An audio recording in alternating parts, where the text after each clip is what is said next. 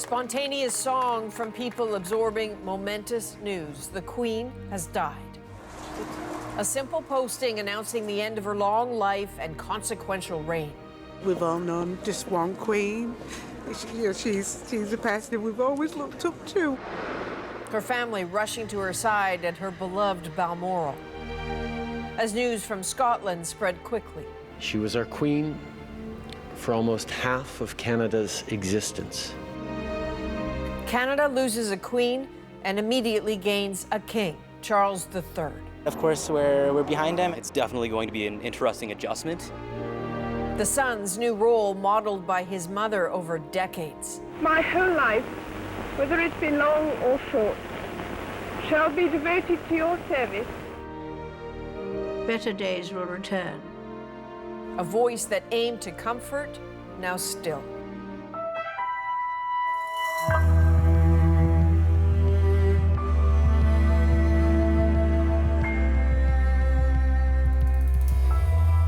Thank you for being with us in what is an extraordinary moment for this country and the whole Commonwealth. For generations of people, Queen Elizabeth was simply the only monarch they knew, and tonight begins a new era. This is the scene outside Buckingham Palace this evening where she lived for most of her reign. So this is where people have been coming all day and all night to pay their respects.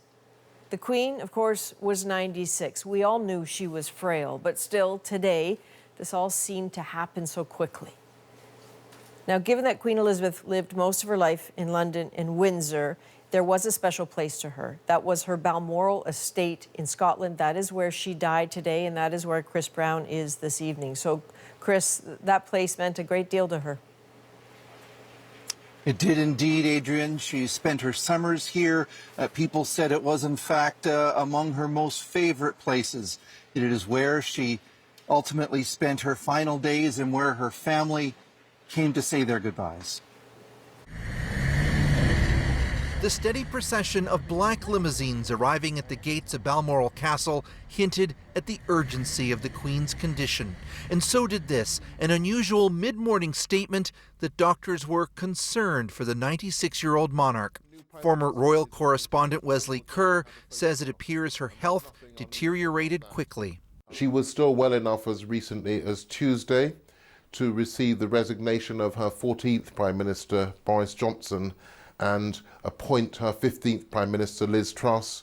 The Queen was jolly and in a good mood, and we saw her there, although looking frail. By mid-afternoon, a jet carrying her sons, Princes Andrew and Edward, and her grandson, Prince William, touched down in nearby foggy Aberdeen. Her eldest son, Charles, the heir to the throne, was already at her side. And Prince Harry, who'd been in Germany, headed to Balmoral too, although he wouldn't make it in time. Thank you, Mr. Speaker. In Britain's House of Commons, anxious parliamentarians sent their best wishes. We send our best wishes to Her Majesty the Queen. And the country held its collective breath. Then, around 6:30 local time, this is how the BBC, the public broadcaster, broke the momentous news. A few moments ago, Buckingham Palace announced the death of Her Majesty Queen Elizabeth II. The flags at Downing Street were immediately lowered, and Prime Minister Liz Truss made a statement. It's an extraordinary achievement to have presided with such dignity and grace for 70 years. In return, she was loved and admired by the people in the United Kingdom and all around the world. The last time most people saw the Queen in public was in June from the balcony of Buckingham Palace during her 70th Jubilee. At the time, it felt like a farewell. This is a cataclysmic event. It's not a shocking or surprising event, but Elizabeth, Lilibet, has been such a fixture on the British scene, on the world scene, for these remarkable 70 years as a monarch and for a life that goes back to 1926. For most of that time, the most famous woman in the world, but really never seemed to put a foot wrong, just a life of amazing duty, service, hard work, incredible energy. Tonight, Britain has a new monarch, King Charles III, the oldest and longest-serving heir apparent in British history. He has already had his first conversation with Britain's Prime Minister. He plans to make his first address to the nation and the Commonwealth on Friday. This was not a day to talk about funeral or logistics, although that will dominate events over the next few days. Instead, commentators focused on the Queen, on her life and her legacy, and the strange sensation of a Great Britain without her. Adrian. And Chris, I know it's raining, I know it's dark. People started gathering there as soon as the news broke. You might not be able to see much, but can you give us a sense of the flavor of the scene there tonight?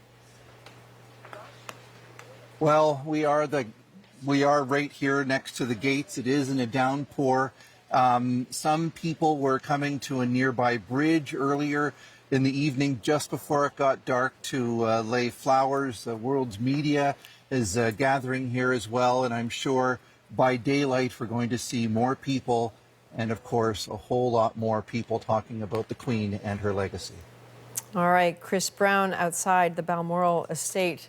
Thank you very much, Chris. So this is just one of so many poignant moments today. What you're looking at is the official notice of the Queen's death that was posted on the gates of Buckingham Palace. It was on the gates of Windsor as well. Now, just as the morning began, so did Charles's reign as king. And early this evening, King Charles III issued his first statement, and it reads, "The death of my beloved mother, Her Majesty the Queen, is a moment of the greatest sadness for me and all members of my family. We mourn profoundly the passing of a cherished sovereign and a much-loved mother. I know her loss will be deeply felt throughout the country, the realms, and the Commonwealth, and by countless people around the world. During this period of mourning and change, my family and I will be comforted and sustained by our knowledge of the respect and deep affection in which the Queen was so widely held." So this is where Margaret Evans is tonight. Margaret, you are outside, I believe, one of the palaces, a place, you know, so many people seem to feel they just needed to be today. That's right, Adrian. The crowds have thinned considerably here. But even so, we still are seeing people. It's the early hours of the morning. You can hear the workmen behind preparing for the events, the day's events to come. But we're still seeing people coming down with flowers, wanting to be a part of history. And really people started coming down to Buckingham Palace even before the official news of the Queen's death was announced. News of the Queen's passing seemed to seep across British skies, calling a nation to mourning. The nation answering the summons. We just saw all the crowds, and I said to my husband, I think the Queen's died. She meant everything to me, my family, a sense of community, loyalty, giving back to communities. Queen Elizabeth was Britain's longest ever serving monarch. The history books will describe today as the end of an era. But for many here, that's not personal enough, especially in Windsor, where she and her late husband Philip were part of the fabric. It was from Windsor that the Queen delivered her message of hope during the dark days of the pandemic. Better days will return. We will be with our friends again. We will be with our families again. We will meet again. She's a person we've always looked up to. Somehow. It's just a sad day. Just a very, very sad day. She led this country with great reverence and duty and respect and honor, and I just don't know if there will be another like her. Princess Elizabeth, as she then was, grew up in front of the nation she would one day lead, becoming Queen and head of the Commonwealth at just 25, after her father's death in 1952. Elizabeth is led here in solemn procession to be The legacy of her reign was formed, say many, by a profound sense of duty, one that remained with her throughout 7 decades on the throne, and bringing with it a sense of stability for the nation during troubled times. She always had a very clear vision as to what her role was and went absolutely straight forward and did not waver to the left or right. There was a growing frailty in the Queen's appearance in recent years, and earlier this year, her son and heir, Charles, now King Charles, read the speech from the throne for his mother for the first time.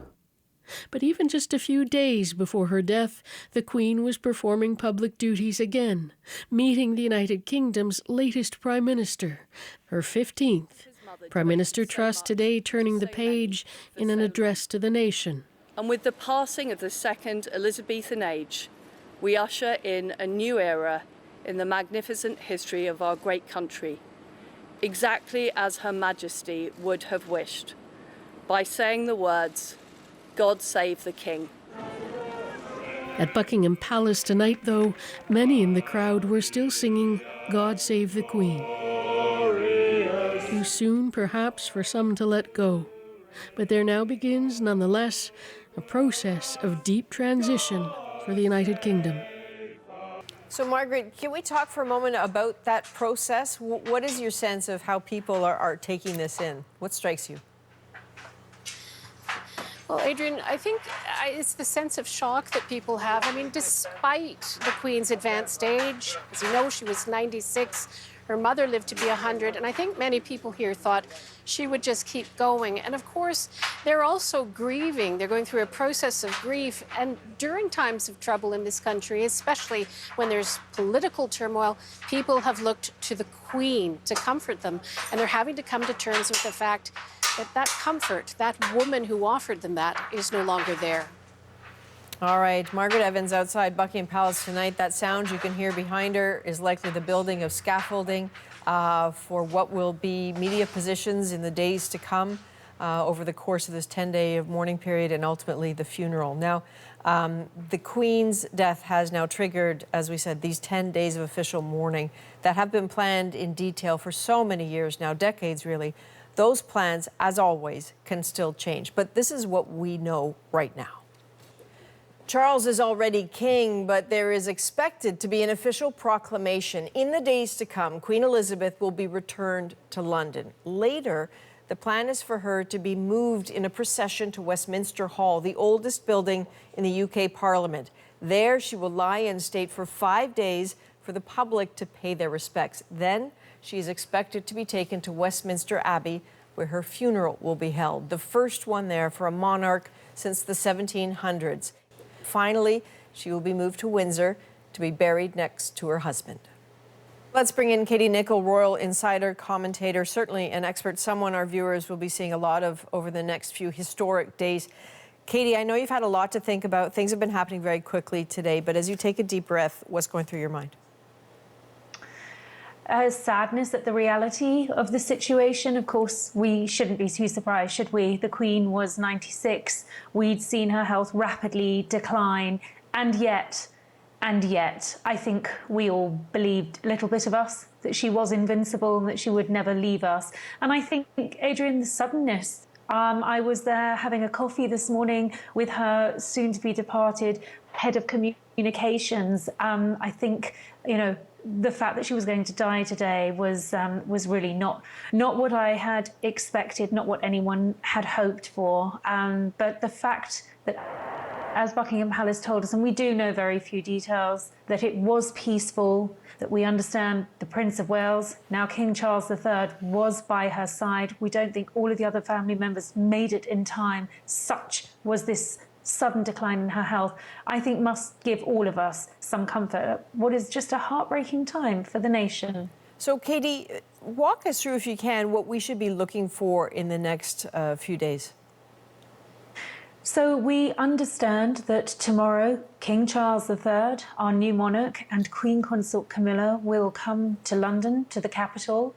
The Queen's body will remain in Scotland. There was always a contingency plan should she die at Sandringham or at Balmoral. It's my understanding that she wanted to die at Balmoral. It's always a place where she has felt happy and peaceful.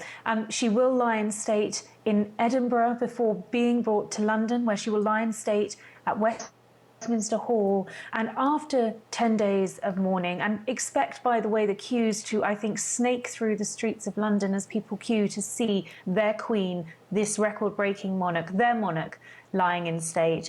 This will culminate after around 10 days of official mourning, with this first state funeral we've had in this country since Winston Churchill, before the Queen makes her final journey to St George's Chapel in Windsor, where she will finally be laid to rest with her beloved late husband, the Duke of Edinburgh.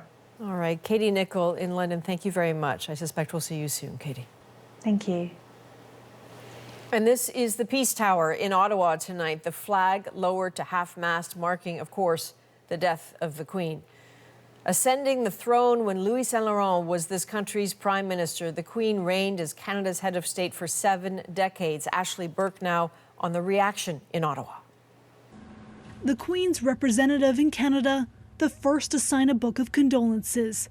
She says the Queen will always have a place here. She called Canada her second home. Mary Simon made history, becoming Canada's first Indigenous Governor-General, and in March met the Queen for the first time. Her Majesty said to me, "Be gentle with yourself." I've come to understand her words to mean that while we should work hard on the issues that matter, we should also take time to pause. The Prime Minister reflected on his 45-year relationship with the Queen. She was one of my favorite people in the world, and I will miss her so. Justin Trudeau was a small child when he first met Queen Elizabeth. Back then, his father was Prime Minister. Really nice to see you again. Over the decades, Trudeau came to know her well and to respect what she offered Canada. In March, they met for the last time. I will so miss those chats. She was thoughtful, wise, curious, helpful, funny, and so much more. The Queen's been ingrained in Canadian politics since the 1950s. I feel proud and happy to be Queen of such a nation. 12 Canadian Prime Ministers have served under her. The interim Conservative leader wrote the Queen's passing marks the end of an era. The NDP leader noted her role beyond her public duties. Mother, a grandmother, and a great-grandmother. And the loss of an elder in the family is a very dramatic and traumatic loss. Protocol dictates a 10-day period of mourning for the Queen, who visited this country 23 times, more than any other. Ashley Burke, CBC News, Ottawa.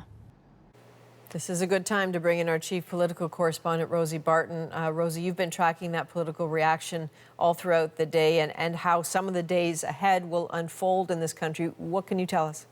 Well, Adrian, the government's cabinet retreat that was happening in Vancouver obviously overtaken by events today and some key announcements delayed. But there are some protocol issues the government must turn its attention to now. We are expecting cabinet to meet back here in Ottawa on Saturday in a meeting that will sort of parallel the Accession Council in Britain. That's the ceremonial process that proclaims the King as the next monarch. We're expecting, of course, the Prime Minister to travel to the UK and to be present for the funeral. The other party, though, that is dealing with how to respond to the death is His Majesty's loyal opposition, the Conservative Party of Canada. They, of course, are set to announce their new leader Saturday night, but there have been questions today about how that goes ahead.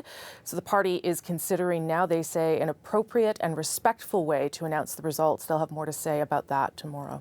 Interesting. So there's so much reaction today from politicians. It was hard to keep track of it at one point. What struck you about that reaction? Well, I think probably the same thing that struck you, Adrian. I mean, this unity of the response that was certainly remarkable. Regardless of what people think about the monarchy, there were lots of kind, respectful words for the Queen today, a focus on her leadership on the world stage through many, many crises. What you heard time and again, though, is that every politician or leader have these deeply personal anecdotes about their interactions with the Queen. I know you're going to talk to some prime ministers about that, and being just a regular person with them. I think that certainly speaks to Her Majesty's ability to connect with them, and it certainly reflects public opinion polls in Canada that show Canadians appreciated the Queen as an individual, but that the monarchy may have a much more difficult road ahead in this country without her. Indeed, those personal stories have been coming into us all day, Rosie. People just writing, hundreds and hundreds of people. So I certainly understand that. Thank you very much. Thanks, Adrian. Across Canada tonight, many will be reflecting on what the Queen meant to them and how they're feeling in this moment. Kayla Hounsell introduces us to 4 people in 4 provinces who profoundly feel they've lost someone special. Halifax florist Neville McKay got the news Queen Elizabeth had died while we were in his shop. I'm just so unbelievably sad. McKay created arrangements for the Queen when she and Prince Philip visited Halifax in 2010. Oh, they were brilliant. And I got to do flowers in their living room, in the living area where they were staying at Government House, and in her bedroom. I sort of felt on the edge of the bed, like a firm mattress.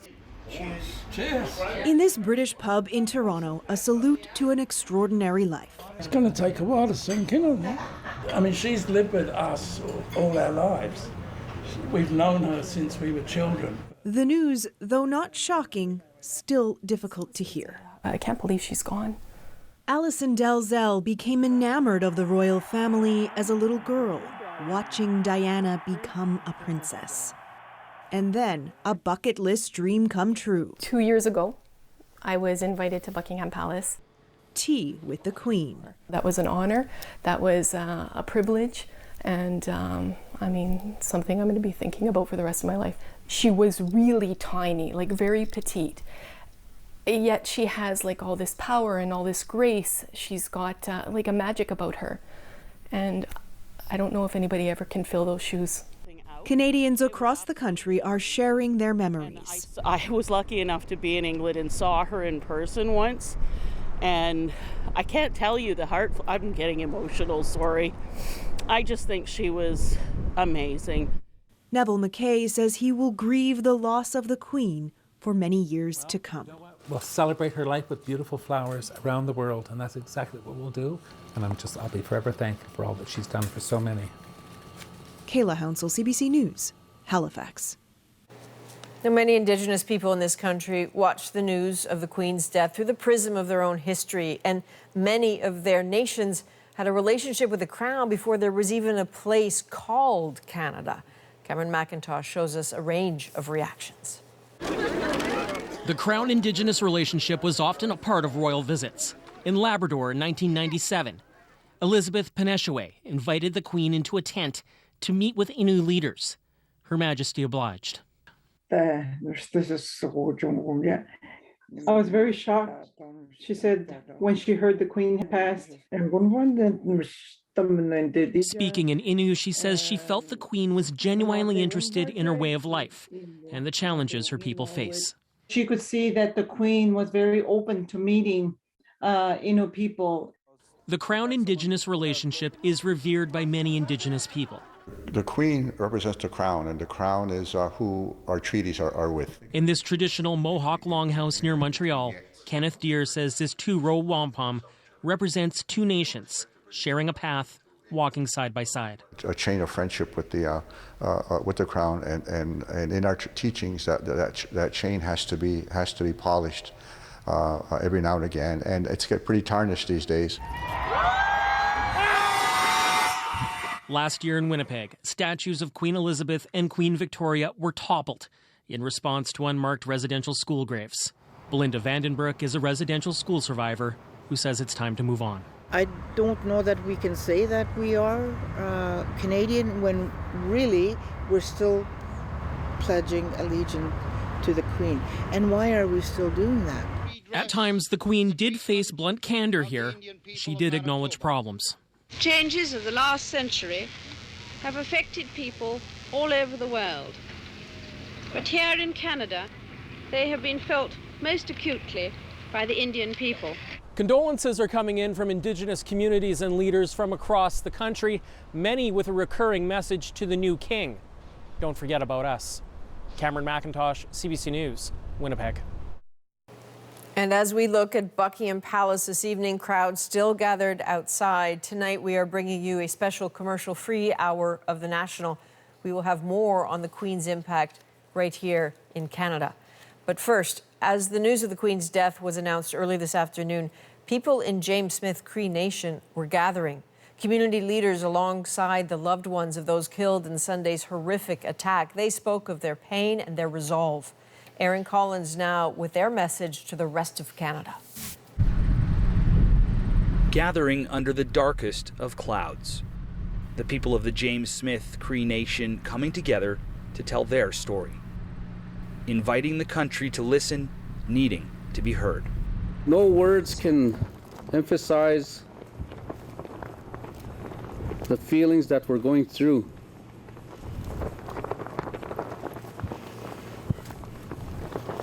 There are a lot of us, the families, the membership that are seeking help. There's a lot of emotions right now. The trauma here is woven like a knot. Her husband is accused of killing my sister. Our family is here to forgive. This woman shouldn't have to bear that kind of guilt and shame. Unraveling it will take time. It takes courage to share this kind of pain, to ask for help. This is something that can be avoided. We can avoid this. You know, we've heard First Nations tribal police. You know, we need First Nations justice systems. We need support for mental health. We need addiction centers. These are some of the things that we can address. We're going to work together on this. We're going to fix this for our people, for all the future generations. Of course, these words have been spoken before, but today, a promise to listen. Please know that you are not finding your way through this alone. We all find our way. We are all reaching out to support you and your families through what we know is an unthinkable and senseless tragedy. There are questions here about how this tragedy could have happened, but those answers aren't coming today. The focus now on moving forward. It'll take a while for our community to heal. And we're starting that process today. As you can see, so many tents around here in our teepees. The fires that were lit for their families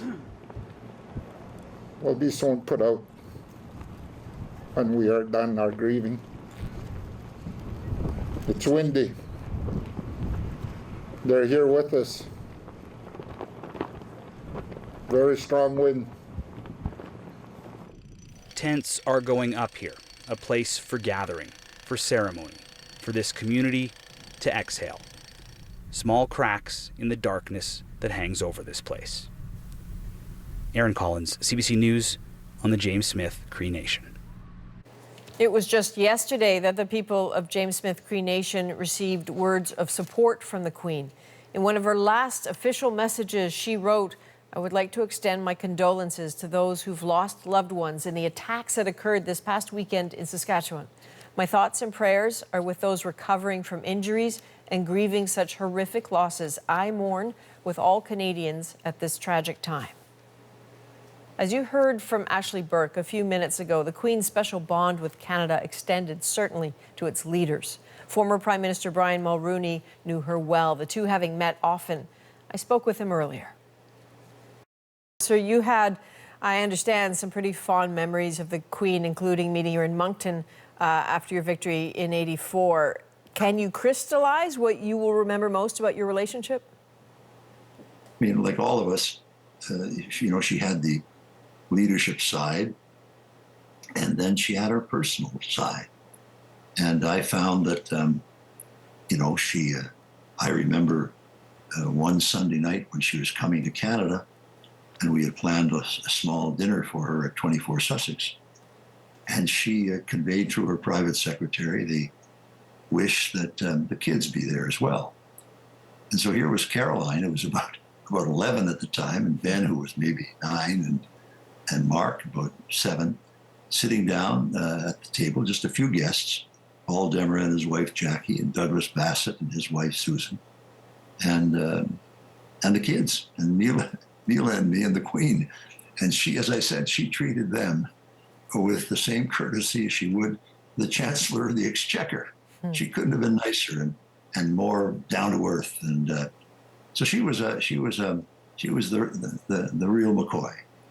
She had a personality and a charm that was special to her.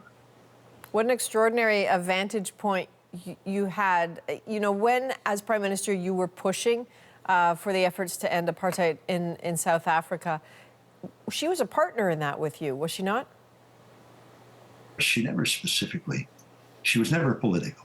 She never specifically said anything, but you'd have to be awfully dumb not to have read the body language of what she wanted to have happen. And what she wanted to have happen was a united Commonwealth in solidarity that carried the can for Nelson Mandela and got rid of the apartheid in South Africa. And that's exactly what, over a period of time, happened. In 1990, Mandela walked out into the sunlight for the first time in 27 years as a free man. What an extraordinary memory. Former Prime Minister Brian Mulroney, thank you, sir. Thank you.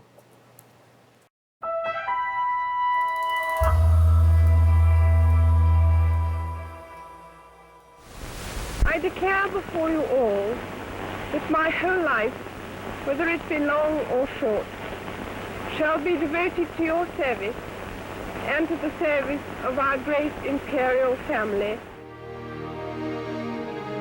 Princess Elizabeth was not always destined for the throne, but twists of fate put her there early, where she remained for 70 years. Longer than any other British monarch in history.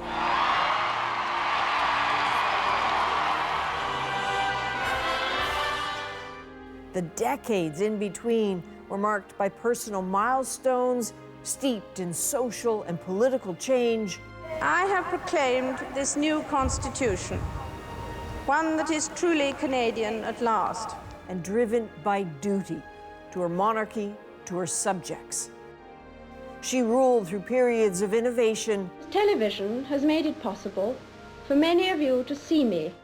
And through times of controversy and pain. There was celebration. And also profound personal grief. Now she is being mourned as the new king, her oldest son, takes his place.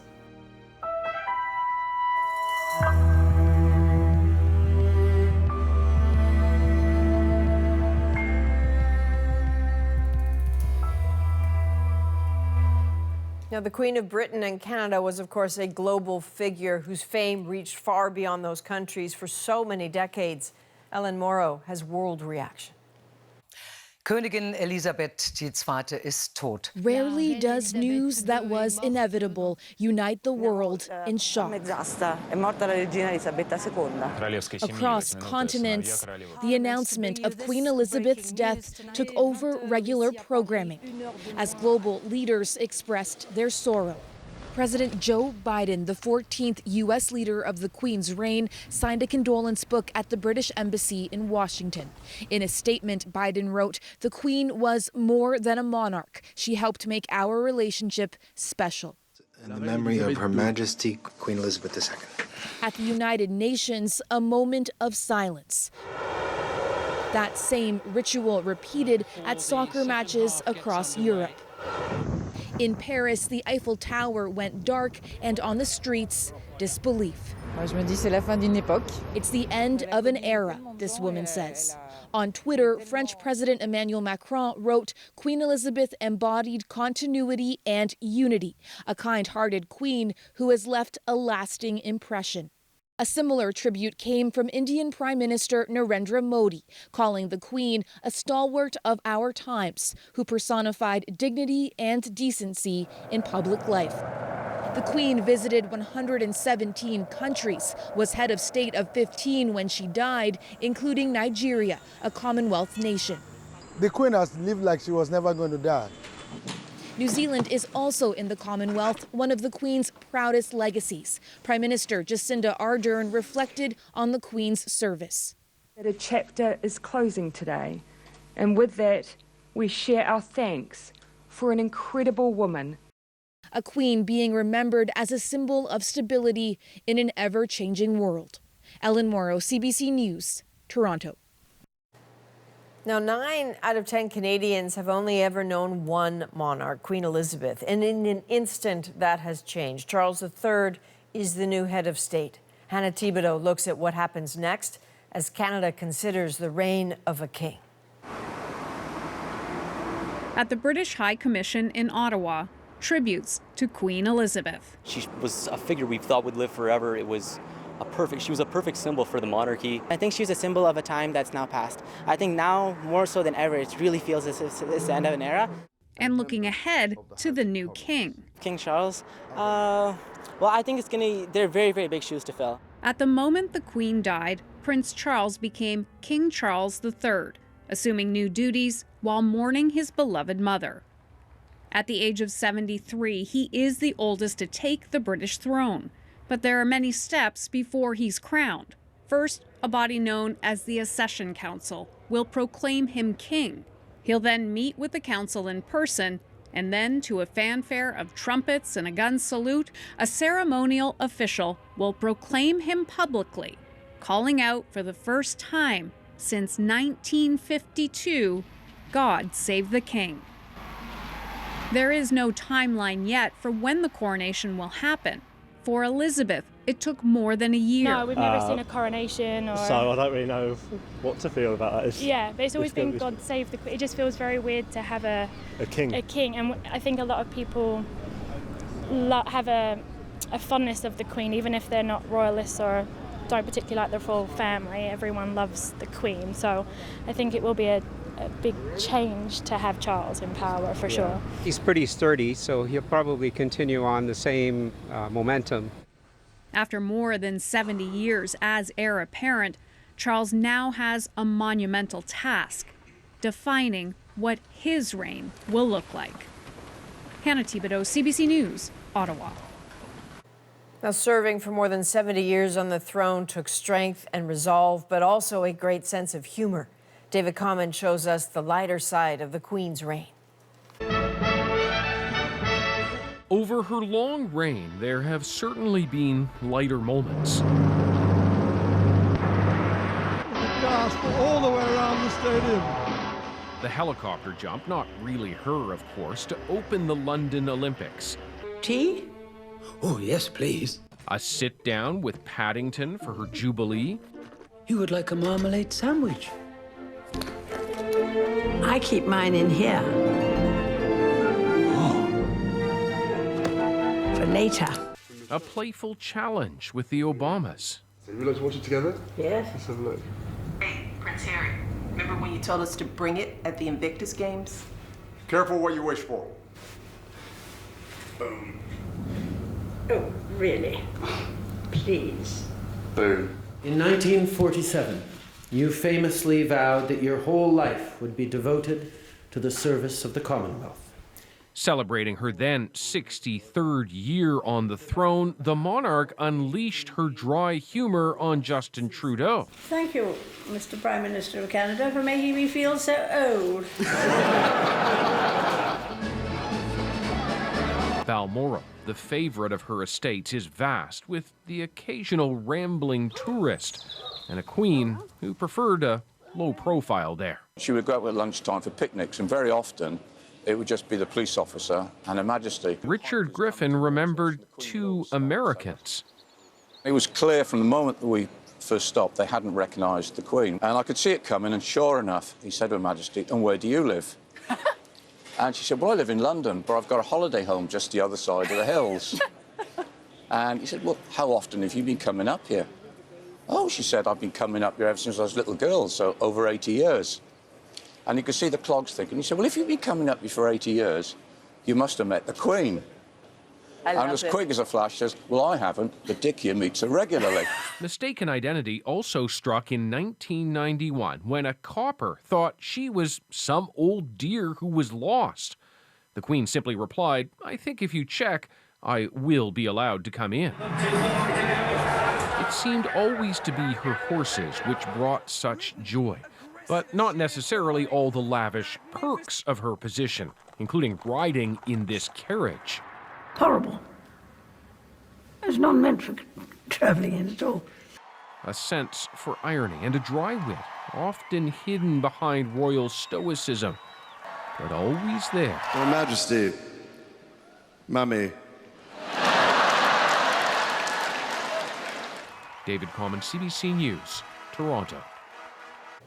And the Queen's loss is being felt even by her fictional friends. Paddington Bear, with whom she shared tea during her Platinum Jubilee and possibly that marmalade sandwich, tweeted this simple but poignant tribute. Thank you, ma'am, for everything. So we've been hearing from many who got to know the private person behind the throne. Former Prime Minister Jean Chrétien first met her in 1967, and I spoke with him earlier. You have this incredibly long history with the Queen. You met her very early in your political career, and I'm just wondering, as you were thinking today, what was going through your mind? But, you know, I was a very lucky person. I met her in 1967. I met her dozens of times, and she was always very nice and gracious, and you know, and we spent good times together. We spent one time in the north, we were 4 or 5 days together, and traveling the same little plane from Eskimo village to another one, and you know, we were three. Most of the time, Prince Philip was with the pilot in the front, and I was with the Queen and Air Marshal from the British Air Force, and the two of them were practicing their French with me for hours. So it was, she was a fantastic person and a fantastic monarch too, and she was respected around the globe. I had the privilege to be at many meetings of the Commonwealth when she was there, and it was always a feast for the people when she was arriving. One of the favorite things I have in my mind about the relationship between the two of you is that all these pictures of her smiling, I think you really made her laugh. Yes, yes. She had a great sense of humor. She liked, you know, I would just tell you an incident. One day, it was in '95, and one Canadian guy managed to use my name and talk to her. And he was crazy. And poor Queen, it was a few days before the referendum, and she handled that very gracefully. Probably some words she did not understand because they were a bit visual type, and so on. So when I met her, a few days later at the Commonwealth meeting in Commonwealth, in New Zealand, I said, Your Majesty, I'm terribly sorry, you know, for what happened to you. And she had a smile and she said, I thought you were drunk. And, you know, so, you know, that's the kind of person she was. You know, she was not upset with me because I had nothing to do, but she took it in good grace, as she was all the time. And someone, you know, she was surrounded by so much formality. Do you think that the fact that you were just yourself with her made a difference? She was a nice person, and we could have very many small conversations like any other citizen. And she was interested in a lot of things. She was extremely well briefed about Canada, because when you meet her and you're the Prime Minister, she has to receive you in private before having the social meeting. And we're supposed to brief her on what's going on. And at the time of the patriation of the Constitution, the last briefing I had with her on the patriation of the Constitution, I said, Your Majesty, it will be very interesting for me if I could brief you in French. So in theory, the last law that was passed by the British Parliament on Canada, the briefing to the Queen was made in other official language. You know, 70 years of perfect services. That's unbelievable. It is. Thank you very much. Thank you, Prime Minister. Thank you. And let us head back now to Margaret Evans, again at Buckingham Palace. Margaret, this has been a place of mourning today. Now there's real work happening. That's right, Adrian. I'm standing in a row of media, lots of media down here all day today. Those numbers are just going to grow in the days ahead as this country and as the world prepare to say farewell to Queen Elizabeth. The noise you can hear behind me are rows of scaffolding being built up so that people can get a better view of Buckingham Palace behind me, where some people are still laying flowers tonight. And so, Margaret, you know, this Queen's death comes at a time, it's a pretty trying time for many people there. I mean, we have political upheaval, inflation, the war in Ukraine. She's always had a place in those moments. She has, and before that, of course, the pandemic. I mean, even really before she became a queen, when she was just a princess, she was making broadcasts to the nation during the Second World War to offer comfort to other children who were being separated from their families. More recently in the history of this country, of course, we've seen really deep political divisions because of the referendum on European Union. Britain left the European Union in what many people see or saw as a great wrench. She has always been able to present herself as a unifying force because she has remained so apolitical. That has been a signature part of her reign, if you like. All right, Margaret Evans outside a very busy, noisy Buckingham Palace deep in the middle of the night. Thank you, Margaret. And King Charles III will now, of course, be represented in this country by Governor General Mary Simon. 13 governors general have served during Queen Elizabeth's long reign. One of them is former Governor General Adrienne Clarkson, who's with me now in studio. Dare I say, welcome home to you. Thank you so much. It's wonderful to be in a television studio again, a real one. A real one, indeed. You know, as so many Canadians are remembering Her Majesty today, we've had this conversation before about her. What words come to mind for you? Well, I think of her as the example of what Walter Bagehot talked about about constitutional monarch, that they have the right to be consulted, and they encourage, and they warn. And I think that's what she's shown through her long reign, and that's what people are respecting now, as she understood thoroughly what that meant. And that's amazing, because she became queen at the age of 25, and she hadn't really had a wonderful education. She'd been, you know, privately tutored, and somebody had taught her French, and I guess she learned the piano, but she really didn't have that education. She has learned on the job, and I am sure that it has cost her a great deal of effort personally, juggling being a queen, being a mother, being a wife. But Prince Philip, of course, was an enormous help to her. And I think that after he went, I think really she felt her staff and her comfort were no longer there. He was so important to her. And speaking of important, your perspective is important to us because it is not just an intellectual one or a political one. It's a deeply personal one because in your role, you had a connection. And I know you had a bond with that experience at Balmoral. Well, we had a wonderful time at Balmoral because she insisted immediately on taking John and me in her Jeep, and she drove it, and she loved driving. You know, during the Second World War, she was a driver.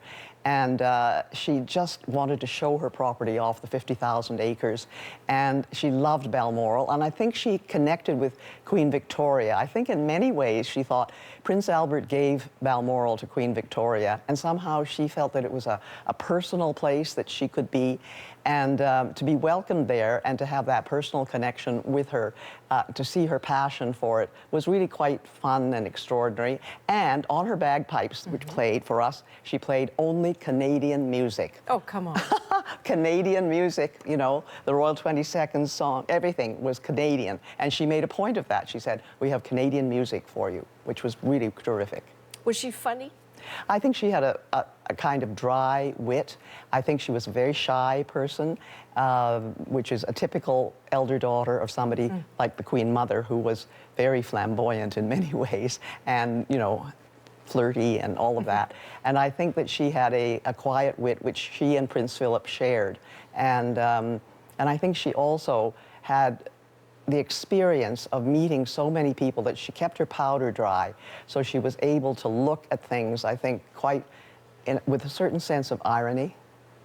Extraordinary. So grateful for you being here, so grateful for your analysis always, and also nice to see you. Lovely to see you, Adrienne. Take care, Adrienne. Well, the Queen traveled to well over 100 countries during her reign. No place did she visit more often than this one, than Canada. 22 official visits as Queen, 23 if you count when she visited as Princess. And her connection to this country goes beyond ceremony.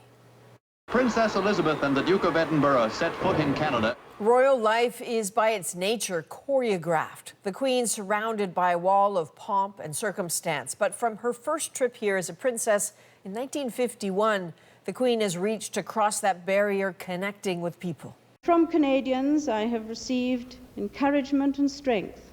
And as you'll see from Nick Purdon, over the years, some encounters made an indelible impact.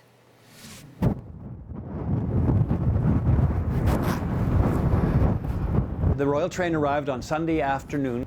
I was on the roof of the barn, looking with my binoculars, seeing the train roll in. That was more than 50 years ago when the Queen came to the tiny town of Carberry, Manitoba. Brian Bailey still remembers it well. The special moment about meeting the Queen is that here is somebody that is known around the world. And here she is meeting us on our little old farm. What a thrill. Queen Elizabeth came to Canada 22 times in her 70 years on the throne. She met thousands of people. And it was like a dream come true. Coming face to face with perhaps the most revered person in the world, what kind of life-changing moment is that? Brian Bailey can picture exactly where he was when his dad told him the Queen was coming to their farm. We were at the feedlot, and he said, I got something to tell you. He stopped. He said, what would you think if the Queen was coming? I said, well, I think it'd be nice, but is that true? It was. And then on the actual morning Queen Elizabeth was set to arrive, what Brian remembers most was how his mom averted disaster. So she made this cake on the morning of the visit and forgot to put that cinnamon topping on. So it's just a bland white cake. Sure enough, in my mother's style, she made another one. And it was still warm when we served it to the Queen. Finally, once the cake was perfect, the Bailey family stepped outside and history was made. The Queen is being introduced to my mom and then to me. And she says, oh yes, and you're the school teacher. And I thought, oh my goodness, she's done her homework, hasn't she? And she had. So yeah, that was a special moment. Dad was doing the introduction. She had just come off the horses, eh? What's that? Well, this is the serviette used by the Queen when she had coffee and coffee cake. A little bit of a stain. Yes.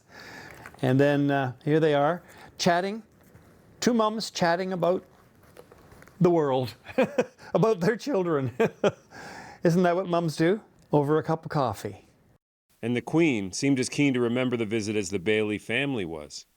The Queen had a camera, and she was taking pictures of us, just as I was taking pictures of them. And it was quite something. She was shooting pictures of our house, and the yard, and us, and just like a tourist.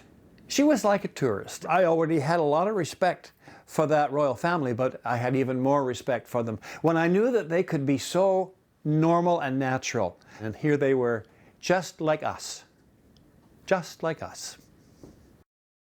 Meeting the Queen had a deep effect in Brian Bailey's life, and that's true for people all across the country.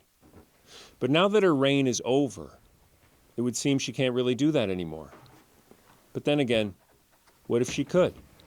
What I wanted to portray in this painting is not just the image of the monarch of the times, but the whole history of Elizabeth, Queen Elizabeth as a person. Phil Richards is the last Canadian to do an official portrait of Queen Elizabeth. And for him, getting that chance was almost destiny. I remember being very young, maybe 3 years old.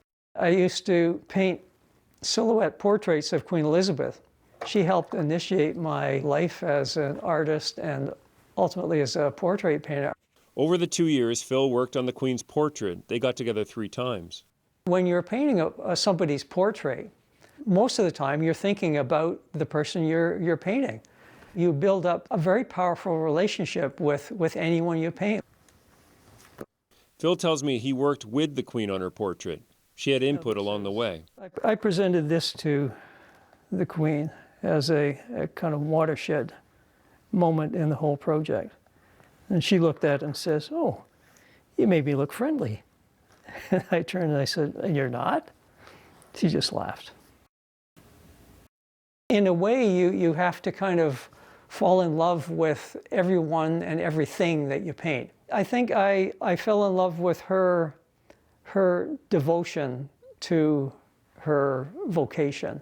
And I felt that she embodied the same kind of idealism that I had tried to embody in my life. And so Phil put all the devotion he's poured into his craft over the years into a painting he hopes others might fall for too. I want people in the future to be able to look at the painting and get to know something of her and her personality. Yeah, just to get to know a historical figure in a way that they wouldn't otherwise get to.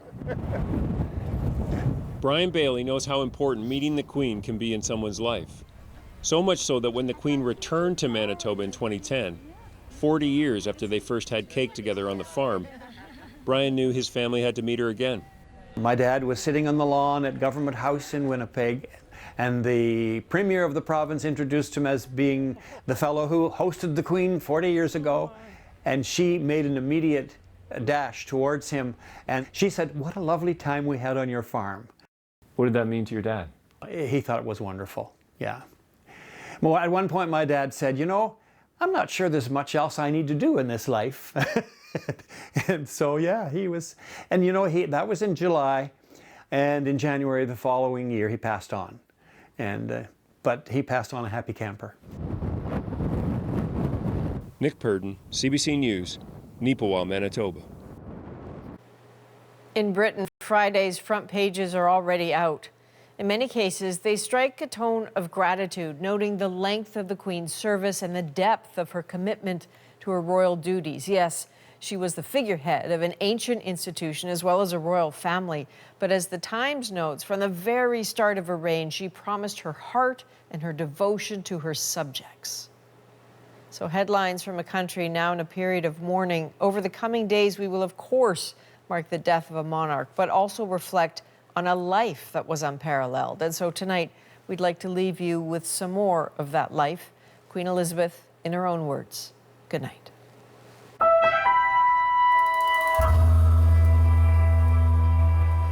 I declare before you all that my whole life, whether it be long or short, shall be devoted to your service and to the service of our great imperial family to which we all belong. The context of the lives of the next generation is being set here and now, not so much by the legacy of science or wealth or political structure that we shall leave behind us, but by the example of our attitudes and behavior to one another. Some people feel that their own beliefs are being threatened. Some are unhappy about unfamiliar cultures. They all need to be reassured that there is so much to be gained by reaching out to others, that diversity is indeed a strength and not a threat. To be inspirational, you don't have to save lives or win medals. I often draw strength from meeting ordinary people doing extraordinary things. Volunteers, carers, community organizers, and good neighbors. Unsung heroes whose quiet dedication makes them special. They are an inspiration to those who know them. In our lives, Mr. President, we have seen the worst, but also the best of our continent. We have witnessed how quickly things can change for the better. But we know that we must work hard to maintain the benefits of the post-war world. It is my hope that when judged by future generations, our sincerity, our willingness to take a lead, and our determination to do the right thing will stand the test of time. As Groucho Marx once said, anyone can get old. All you have to do is to live long enough. Inevitably, a long life can pass by many milestones. My own is no exception. But I thank you all and the many others at home and overseas for your touching messages of great kindness.